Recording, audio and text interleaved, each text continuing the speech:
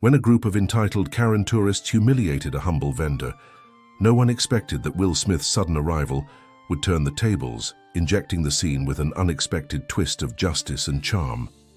The night Karen Wilson found the box in her father's attic, Denver was experiencing its first autumn snowfall.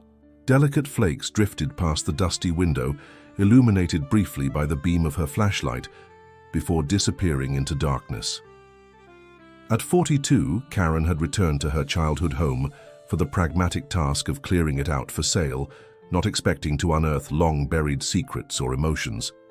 Yet there it was, a weathered cedar box with a small brass lock hidden beneath decades of accumulated memorabilia. "What's this?" she whispered to the empty attic, her breath crystallizing in the cold air, her fingers, chapped from hours of sorting through her recently deceased father's belongings, traced the intricate carvings on the lid. Whoever had crafted it had done so with care, with intention. Karen had always prided herself on knowing her father completely. As the owner of the town's only bookstore, Don Ramon Wilson had lived a quiet, predictable life after her mother's death 20 years ago. Or so Karen had thought. The box felt heavy with more than just its physical weight, as if whatever lay inside could shift the foundation of everything she believed about her family. She carried it downstairs to the kitchen, where the ancient heater wheezed in its battle against the early October chill.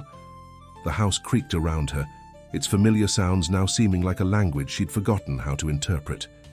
Karen set the box on the scratched oak table where she'd eaten countless meals growing up, her father always sitting across from her with his evening newspaper.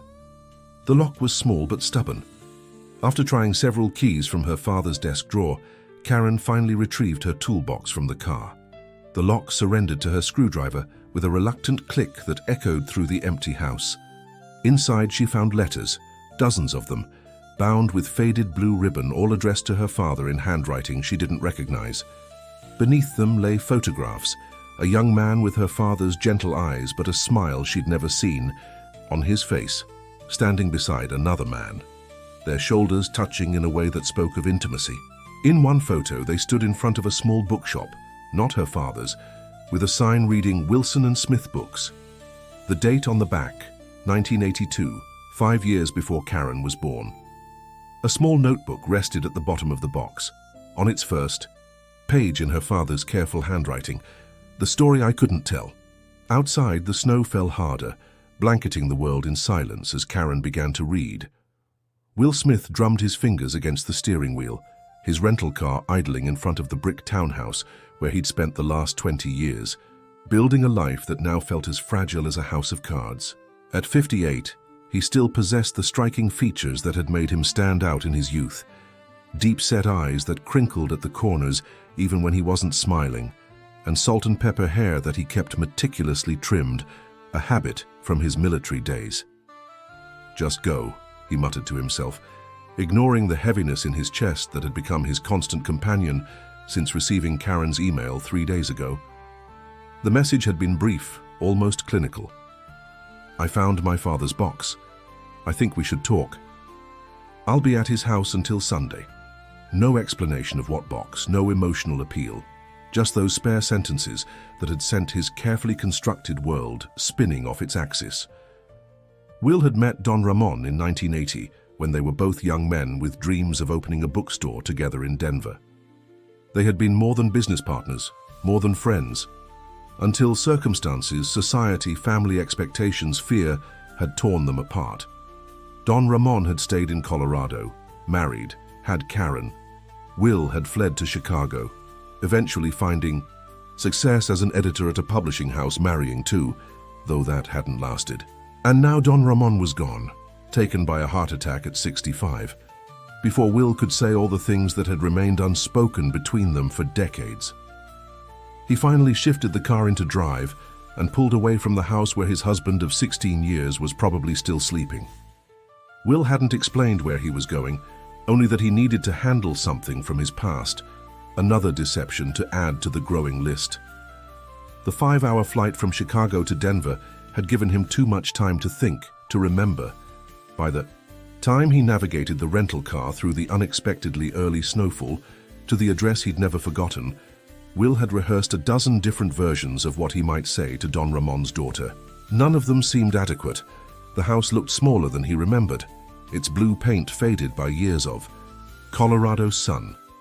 Will sat in the driveway for several minutes, gathering courage. Finally, he stepped out into the snow and approached the door, each footstep crunching in the accumulating white powder. Before he could knock, the door swung open. Karen stood there, her eyes, so like Don Ramon's, regarding him with a mixture of curiosity and wariness. "You must be Will Smith," she said, her voice steady. Will nodded, suddenly unable to find words. The woman before him was both familiar and strange. He could see Don Ramon in the slight furrow of her brow, in the thoughtful way she tilted her head. "I recognized you from the photographs," she continued, stepping back to allow him inside. "Come in, the weather's getting worse." The house smelled the same, old books and cinnamon, and Will felt a wave of memories crash over him as he followed Karen into the kitchen. The cedar box sat open on the table, its contents spread out like evidence at a crime scene. "I think," Karen said, gesturing for him to sit, "that you have a story to tell me." Elijah Colson pressed his palm against the cold glass of his office window, watching snow blanket the Denver streets 40 floors below. At 36, he had achieved everything society told him should bring fulfillment. Partner at one of the city's most prestigious law firms, a luxury condo in the heart of downtown, financial security most could only dream of. Yet fulfillment remained elusive, as if he were constantly reaching for something just beyond his grasp. His reflection stared back at him, sharp features set in a perpetual expression of intensity, dark hair precisely styled, the custom suit that fit him perfectly. Behind that carefully cultivated image lurked the truth that few were allowed to see: the bone-deep exhaustion, the creeping sense that he was merely playing a role rather than living authentically. "Eli?" His assistant's voice pulled him from his thoughts. "Your 5 o'clock cancelled due to the weather, but Ms. Wilson called again. She says it's urgent." Elijah sighed, turning away from the window. Karen Wilson had been persistently calling his office for days. As executor of Don Ramon Wilson's will, Elijah had handled all the legal matters surrounding the man's death, but Karen seemed determined to discuss something beyond the standard inheritance procedures. "Tell her I'll call back tomorrow," he said, reaching for his coat. "I'm heading out early because of the snow." His assistant nodded but hesitated in the doorway. She mentioned finding some documents that might have legal implications, something about a business partnership. Elijah paused, his interest piqued despite his fatigue. Don Ramon Wilson's will had been straightforward. Everything went to his daughter, with a few small bequests to the local library. There had been no mention of business partnerships besides the bookstore that had closed 5 years earlier when Don Ramon's health began to decline. "Fine," he relented. "Give me her number. I'll call her on my way home." 20 minutes later, Elijah sat in his parked car, listening to Karen Wilson's surprising request. "I need you to come to my father's house tonight," she said, her voice betraying both determination and uncertainty. "There's something you need to see, something that might change the legal aspects of my father's estate." "Ms. Wilson, whatever it is can surely wait until—" "It's about Wilson and Smith Books," she interrupted, "the original partnership. And a man named Will Smith, who's sitting in my kitchen right now claiming that he and my father never actually dissolved their business arrangement or their relationship." Elijah felt a jolt of professional curiosity. What kind of relationship? There was a long pause before Karen answered. "A personal one, very personal, before my father met my mother." Despite the weather and his plans for a quiet evening, Elijah found himself agreeing to meet her. As he navigated his car through the increasingly treacherous streets, he couldn't shake the feeling that this unexpected complication in what should have been a routine estate matter was somehow meant for him specifically, that whatever awaited at Don Ramon Wilson's house might answer questions he hadn't even known to ask. When Elijah Colson arrived at the modest house in Denver's older East Side neighborhood, the snow was falling so heavily that the world seemed wrapped in cotton. The muffled quality of sound, the way the streetlights diffused through the white curtain of flakes, it created an atmosphere of isolation, as if the house existed in its own pocket of time and space. Karen Wilson opened the door before he could knock, her expression a complex mix of emotions that Elijah, despite his years of reading people in courtrooms, couldn't fully decipher. "Thank you for coming," she said, leading him into a kitchen, where a silver-haired man sat at the table, hands wrapped around a mug of something, steaming. The room was warm, almost uncomfortably so, and smelled of old paper and tea. "Mr. Smith, this is Elijah Colson, my father's lawyer," Karen introduced them. "Mr. Colson, this is Will Smith." Will stood to shake Elijah's hand, his grip firm despite the slight tremor Elijah detected. "Thank you for making the journey in this weather, counselor." The formality in his tone suggested a man accustomed to keeping people at a distance, something Elijah recognized from his own tendencies. "Ms. Wilson said there might be legal implications regarding your partnership with her father," Elijah said, maintaining his professional demeanor despite the unusual circumstances. Karen gestured to the open box on the table and the documents spread around it. "My father kept records of everything, including this." She handed Elijah a folder containing what appeared to be legal documents. As he scanned them, his professional interest deepened. According to these papers, Don Ramon Wilson and Will Smith had indeed formed a legal partnership in 1980 to establish their bookstore. What was unusual was that the partnership had never been formally dissolved, despite Will's apparent departure from Denver and Don Ramon's subsequent solo operation of a different bookstore. "This is unexpected," Elijah admitted, looking up. "If these papers are legitimate, Mr. Smith may have a claim to portions of your father's estate, particularly any assets related to the bookstore business." Will shook his head firmly. "I'm not here for Don Ramon's money or property."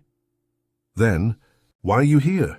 Elijah asked, his analytical mind struggling to understand motivations beyond legal and financial considerations. Will exchanged a look with Karen before answering. "I'm here because of a promise I made 35 years ago. A promise to tell the truth someday." Karen pushed her father's notebook across the table. "I think you both need to read this. Then we can discuss what happens next." Elijah hesitated, uncertain of his role in what was clearly becoming a personal matter rather than strictly professional one. But something in Karen's expression, a vulnerability beneath her composed exterior, compelled him to take the notebook. Outside, the storm intensified, wrapping the house in a blanket of white that seemed to insulate them from the outside world, creating a space where long-buried truths could finally surface. The notebook contained Don Ramon Wilson's account of his relationship with Will Smith, how they met in college, fell in love during a time when such relationships were even more taboo than they would later become, and dreamed of creating a bookstore that would serve as both business and sanctuary. It detailed their 5 years together, the building of their shop, and their plans for a future that never materialized. Donnie. Ramon wrote of the pressure from his family, especially after his father's heart attack, to settle down properly. He documented his anguish when he told Will he was going to marry a woman his parents had introduced him to, his grief when Will left Denver without a word, taking only his personal belongings and leaving his share of the bookstore behind. The most painful passages describe Don Ramon's guilt over the years, his secret visits to Chicago, to glimpse Will from afar, his struggle to be a good husband and father while never forgetting his first love. The final entry, dated just 2 months before his death, expressed his regret at never having the courage to tell Karen the truth about his life, his identity, his heart. By the time Elijah finished reading, the kitchen had grown silent except for the occasional creak of the house settling under its blanket of snow. He looked up to find Karen staring into her mug, tears tracking silently down her cheeks. Will sat with his eyes closed, one hand covering his mouth as if to hold back words or emotions. Elijah, typically skilled at maintaining professional detachment, found himself unexpectedly moved. The story in the notebook resonated with something deep within him. The familiar weight of expectations, the exhaustion of presenting one face to the world while hiding another, the longing for connection that transcended social conventions and obligations. Why didn't he ever tell me? Karen finally asked, her question directed at Will, but her eyes remained fixed on her mug. All those years I thought I knew him, but he kept this whole part of himself locked away. Will sighed, the sound carrying decades of accumulated pain. Fear is a powerful force, Karen. Fear of rejection, of disappointing those you love. Don Ramon chose what seemed like the safer path. For himself, for you. But I wouldn't have rejected him, she insisted, finally looking up. He was my father. Nothing could have changed that. We can never know how people will react, Will said gently. And once you've lived with a secret for decades, revealing it becomes almost unimaginable. Elijah found himself speaking before he could reconsider. Sometimes we build our lives around avoiding pain, for ourselves and others, until the avoidance itself becomes more painful than whatever truth we're hiding. They both turned to look at him, as if suddenly remembering his presence. Karen's expression softened slightly. You sound like you understand this personally, Mr. Coulson. The observation caught Elijah off guard. In his professional life, he was the one who read others, who maintained control of conversations. Being seen, truly seen, was rare enough to be disarming. I understand the weight of expectations, he acknowledged carefully, and how they can shape the choices we make. Will studied him with a perceptiveness that suggested he recognized something of himself in Elijah. Don Ramon would say that's what books are for, to help us understand that our private struggles are actually universal experiences. The mention of books seemed to spark something in Karen. She stood abruptly, walked to a shelf in the adjacent living room, and returned with a framed photograph. This was taken at the original Wilson and Smith books, she said, placing it on the table. I found it in my father's study years ago and asked about it. He told me it was from before I was born, when he had a different store with a partner who moved away. The photograph showed a younger Don Ramon and Will standing proudly in front of a storefront with large windows displaying carefully arranged books. They weren't touching in the picture, but their bodies angled toward each other in the unconscious way of people deeply connected. I remember the day this was taken, Will said softly. We'd been open 6 months and had just signed our first local author for a reading event. Don Ramon was so excited, he insisted we document the moment. Karen traced the edge of the frame with her fingertip. All these years, this has been on a display in our house, a piece of the truth hiding in plain sight.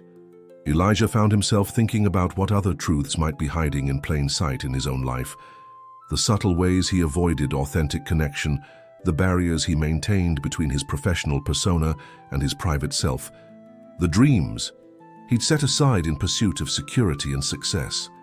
The storm outside had cocooned them in a moment out of time, creating a space for revelation that felt both fragile and profound. In the warmth of Don Ramon Wilson's kitchen, surrounded by the physical artifacts of a love story that had never been fully told, 3 strangers found themselves bound by a common human experience, the yearning to be known, to be accepted, to live without the burden of necessary fictions. Dawn broke over Denver. The storm, having passed during the night to leave the city, transformed under a pristine layer of snow. Inside Don Ramon Wilson's house, Karen stood at the kitchen window, watching the sunrise paint the white landscape in shades of pink and gold. Behind her, the remains of their night-long conversation cluttered the table. Empty mugs, the cedar box with its contents now fully examined, Don Ramon's notebook open to its final page. Will had finally dozed off in Don Ramon's old armchair, exhaustion overcoming him after hours of sharing stories about the man they had both loved in different ways. Karen had listened, alternating between grief at what her father had sacrificed and gratitude for these new dimensions to a man she thought she had fully known. Elijah, surprisingly, had stayed through the night as well, his role evolving from legal advisor to something more complicated, part witness, part participant in this excavation of the past. Now he stood in the doorway, jacket in hand, preparing to leave for his downtown apartment to change before heading to the office. I think I've identified all the legal implications, he said quietly, careful not to wake Will. The partnership documentation is valid, but given Mr. Smith's statement that he doesn't want financial compensation, we should be able to resolve everything with minimal complications." Karen turned from the window.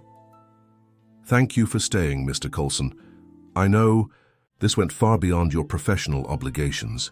There was a pause, pregnant with unspoken recognition of how the night had shifted something between them, how the sharing of Don Ramon and Will's story had created an unexpected intimacy.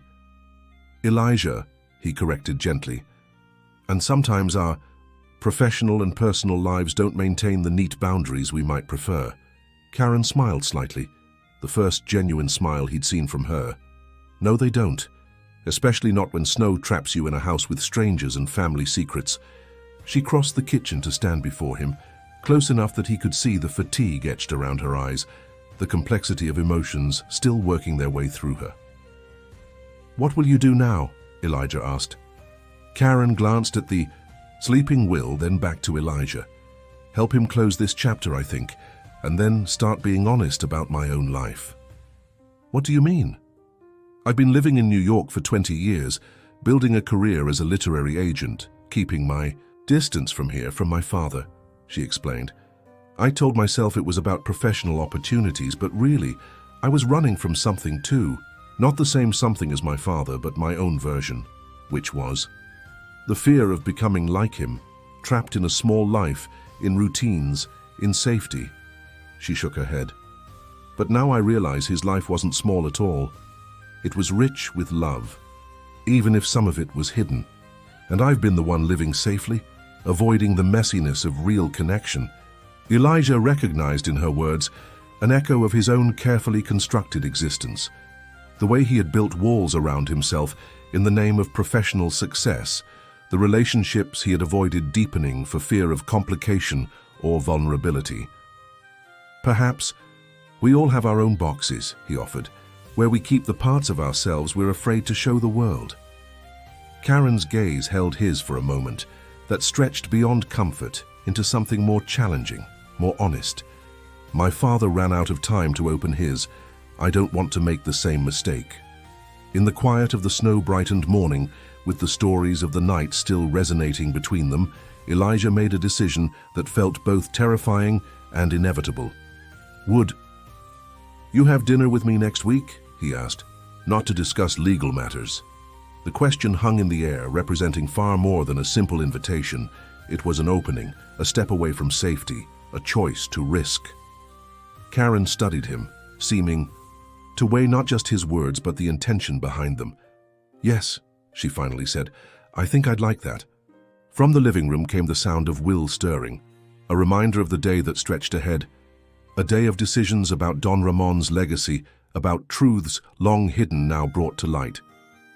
But in that moment of dawn, with snow melting from the eaves and sunlight streaming through windows that had witnessed decades of a life both lived and unlived, there was a sense of possibility that felt both frightening and exhilarating.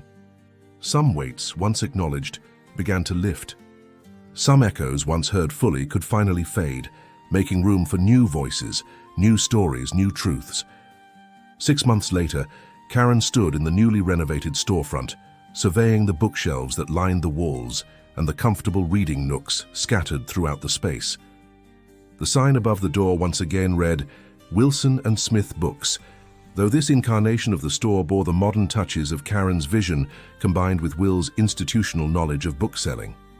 After that snowy night of revelations, Karen had made a series of decisions that altered the trajectory of her life. She'd taken a leave of absence from her agency in New York, initially planning to spend just a month in Denver, settling her father's affairs.